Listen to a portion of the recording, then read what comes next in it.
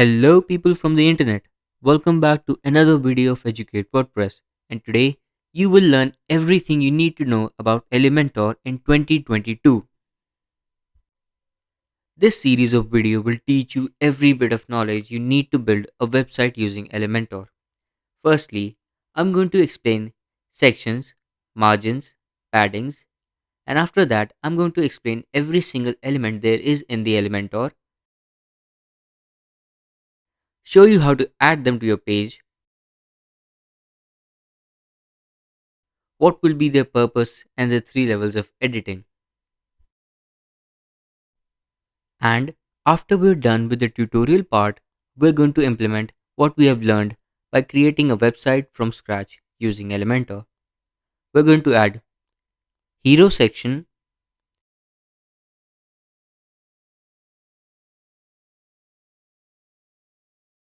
buttons,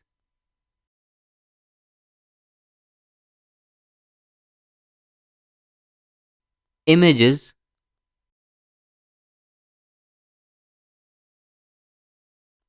videos,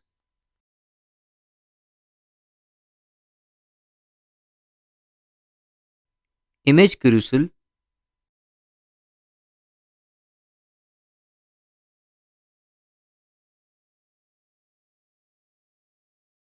navigation bar,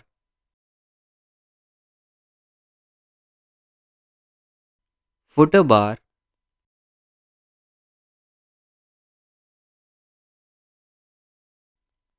and add animations,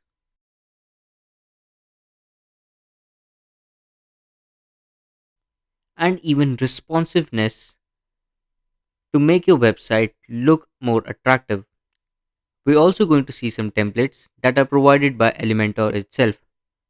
So yeah, you will learn everything you need to create amazing website for yourself or maybe for some client if you want to take a step ahead and start with freelancing.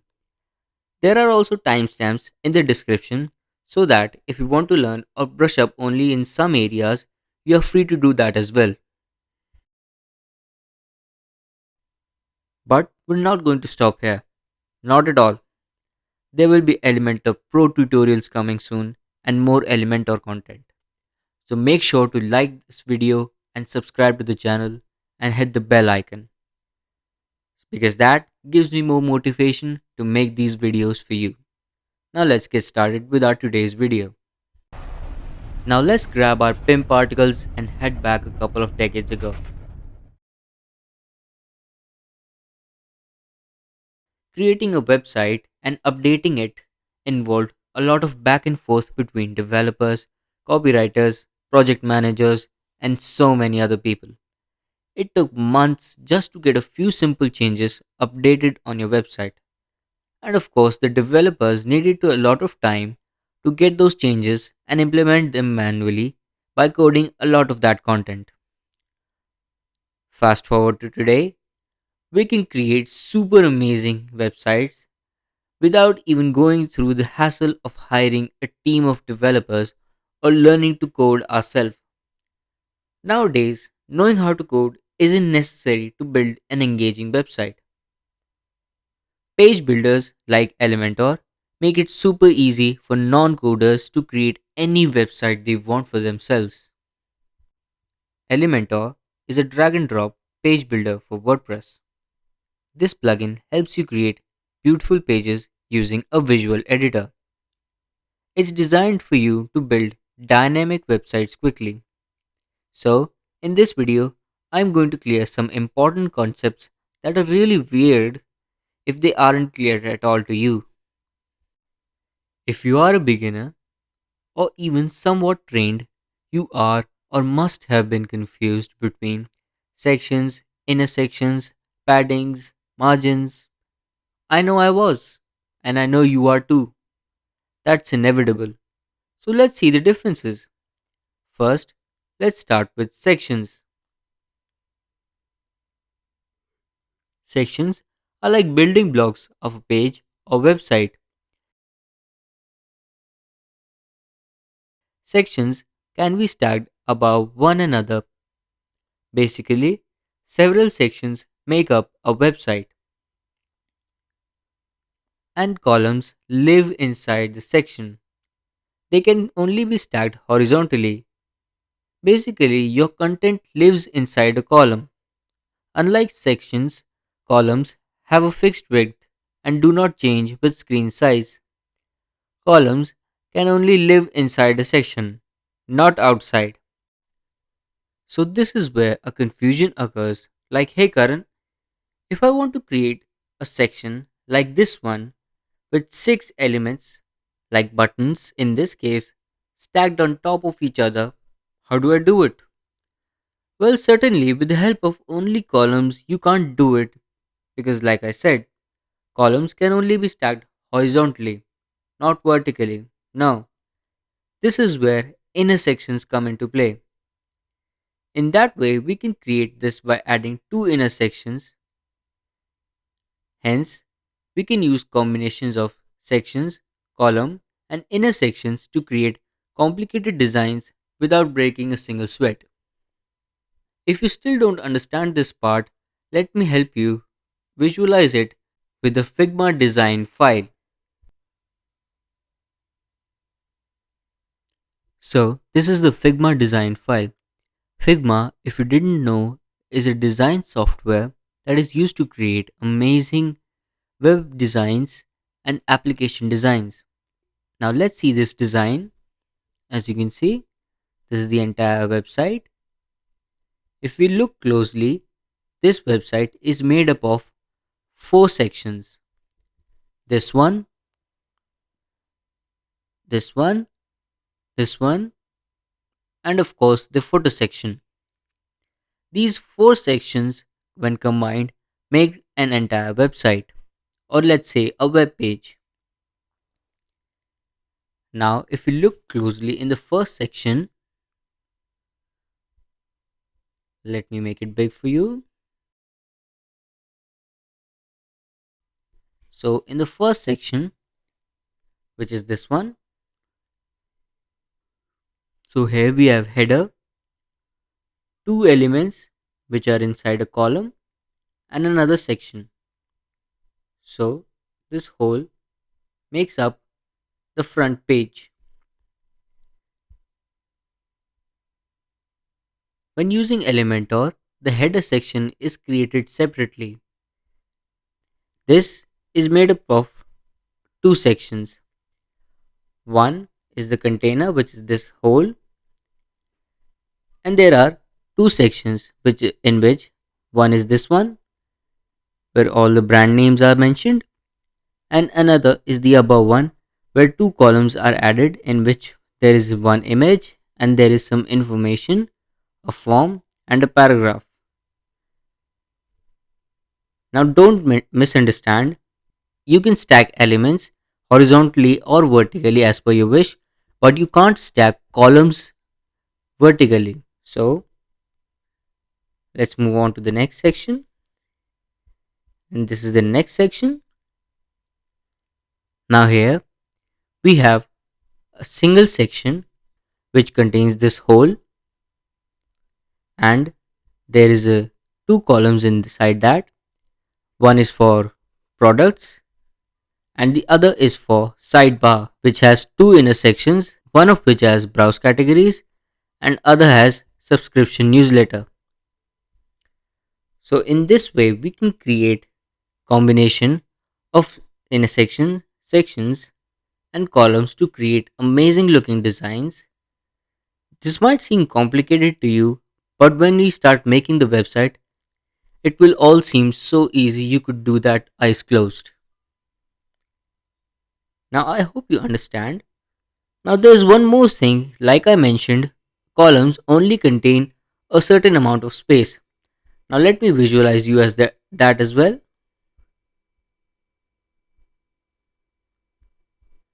Now as you can see, whatever elements we have are inside these blue lines. Nothing is outside of this blue lines, except for the background of course, which can stretch over to the entire website. But whatever elements we have are inside the blue stripes. This is like the maximum range of the column. So I hope you understand that as well. Now let's move on. Now let's talk a bit about our sponsor. This video is sponsored by AppMaker. AppMaker is a WordPress plugin that converts WooCommerce websites to mobile apps. The mobile app builder helps you create native Android and iOS applications. Get 30% off by being first 200 sign up. Get the link in the description. Now we're going to talk about margins and paddings, which are kind of the most important part in a design aspect. Your design will only look good if your elements are well placed and spaced. Let's start learning margin and padding.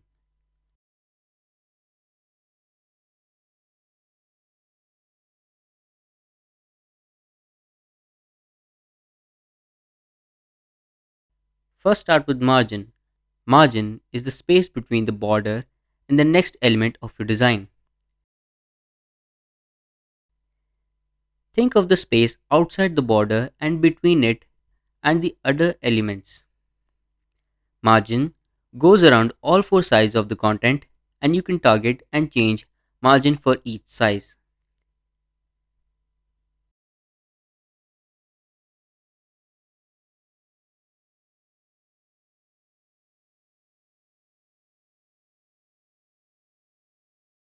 And for padding, padding is the space that's inside the element between the content of the element and the border.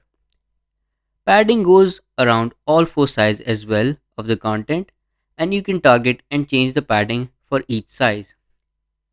Now let's see what margin and padding look like using some CSS. No need to freak out on me. I'm just going to show you so you can visualize what margin and paddings really are. Let's head over to CodePen. Now we're here to visualize some margins and paddings. Now if you don't know CSS, don't worry, you don't need to see it. Just make sure to watch closely as I change margins and paddings of each and all of the sides of these four buttons that are displayed.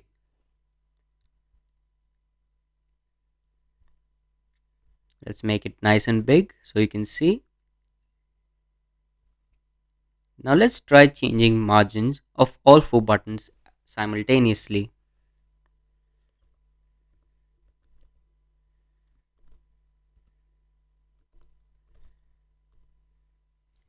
Now as you can see, I've added the margin of 20 pixels and the space between every content has changed.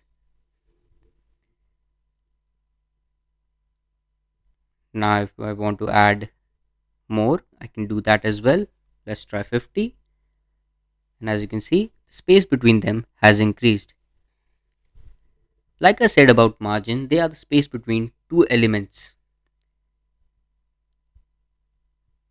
Now let's try changing margins of individual buttons. Now I'm going to change the margin of first two buttons, that is button 1 and 2.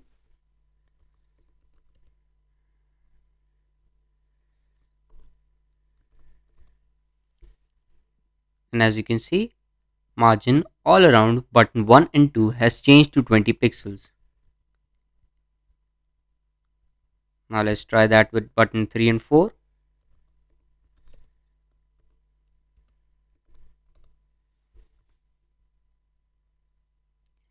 So as you can see, we can change individual margins as well.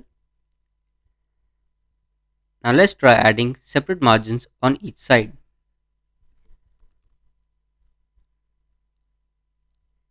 Now let's say I want to add a margin at the top of about 20 pixels.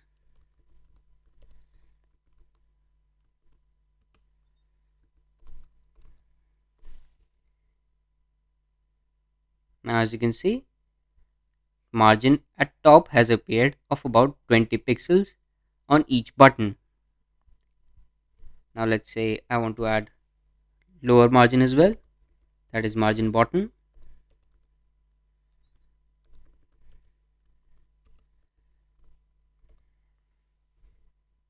Now if you take a closer look, the space between button 1 and 2 and 3 and 4 has increased.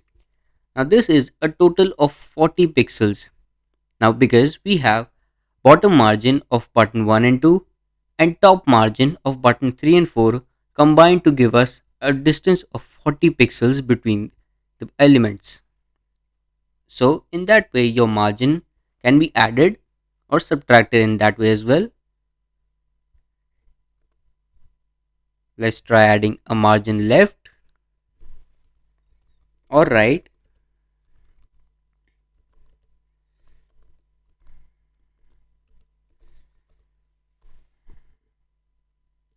As you can see, margin left has been added.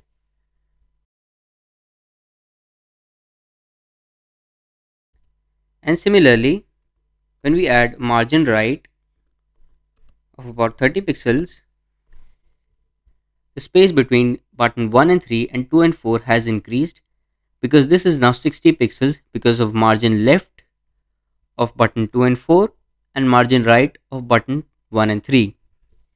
They both add up to 60 pixels. So whenever you're designing, make sure to keep this in mind whenever you're adding margins. Now let's try adding paddings as well.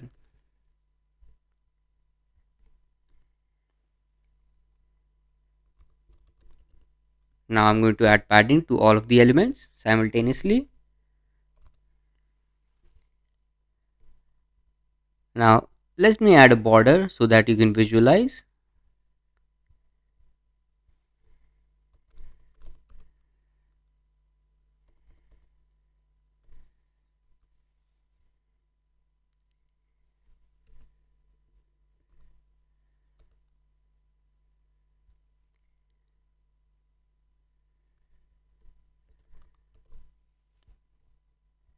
Now as you can see, previously when we had nothing, it had zero padding, but when we add 20 pixels to the padding, the space between the button text, which is our content, and the border has increased by 20 pixels. As you can see, the padding has been applied to all four sides in all four elements. Now let's try adding to individual elements as well. Now I'm going to add it to button 1 and 2.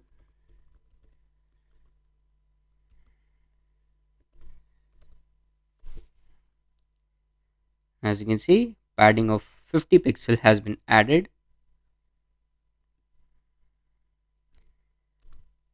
We're going to remove that and head over with padding in each side.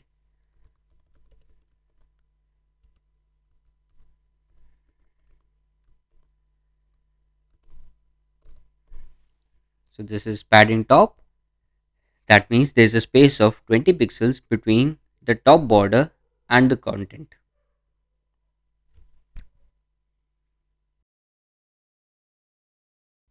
There's padding bottom. Now the content has space below it. And there's padding left and padding right.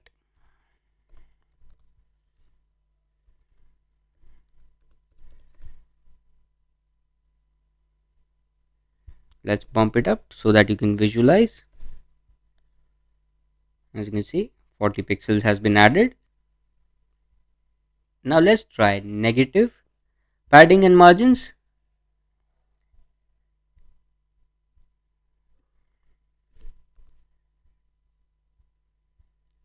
If we try to add negative margin, let's see what happens.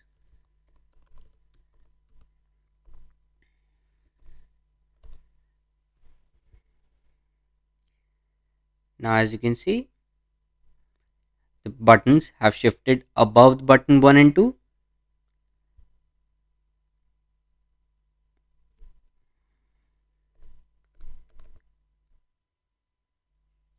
This is a padding top of -40.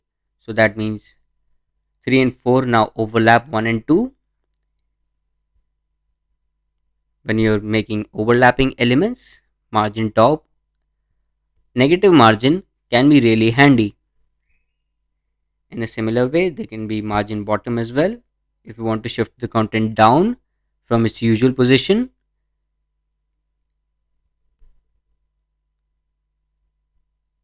Now, I hope you're able to visualize margins and paddings. Now let's head back. Now, that's all the topics that I want to cover in this video. Now let's summarize a bit. Sections are basic building blocks of the website and consume full width of the display screen.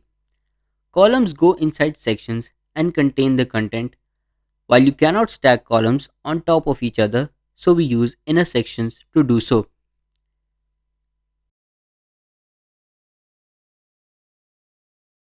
This is margin,